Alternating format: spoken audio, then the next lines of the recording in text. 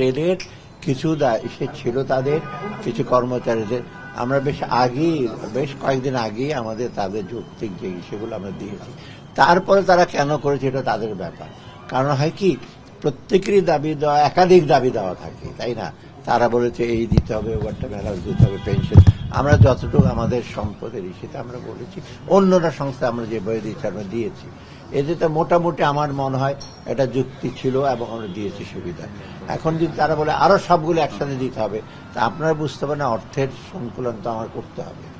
অর্থের সঙ্গে আমি তো বাইরের থেকে বড় করছি করে যেমনি হোক মোটামুটি একটা সে স্টেবল পর্যায়ে নিয়ে আসছি।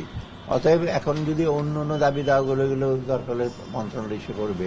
অতএব এইখানে কিন্তু আমার এখন যখন আসে যৌক্তিক কিছু থাকলে সাধারণত অর্থ মন্ত্রণালয় আমরা মানা করি, বিশেষ করে মানবিক কারণে বা মানুষের চাকরি বাকরি যে অসুবিধা হয় সেগুলির ব্যাপারে যথাসাধ্য আমরা চেষ্টা করি। তখন বরাদ্দটা কত দিয়েছিলেন আর নতুন করে তারা যে দাবি না, আমি অ্যাকচুয়ালি বরাদ্দের অঙ্ক না, নতুন যেগুলো বলেছি সেগুলোর সাথে অন্য নতুন একই দাবি আছে। অর্থাৎ আমি তো আলাদা করে আমি রেলওয়ের ওদের জন্য বলবো যে তোমাদের জন্য আমি দেখলাম, কিন্তু ওরা যেটা বলেছে ওভারটাইমের ব্যাপার ছিল ওদের যে ইস্যুটা, সেটা আমরা সলভ করেছি। আমরা ঠিক আছে ওভারটাইম ইস্যু। অন্যগুলোর এখন যদি বলে যে আমরা পেনশন, গ্র্যাচুইটি এগুলো যোগ করতে হবে, তো অন্য অন্য সংস্থা তো আরো অনেক দাবি আছে, আপনার নিজের সরকারি অন্য রেলের যৌক্তিক দাবি অর্থ মন্ত্রণালয় মেনে নিছে।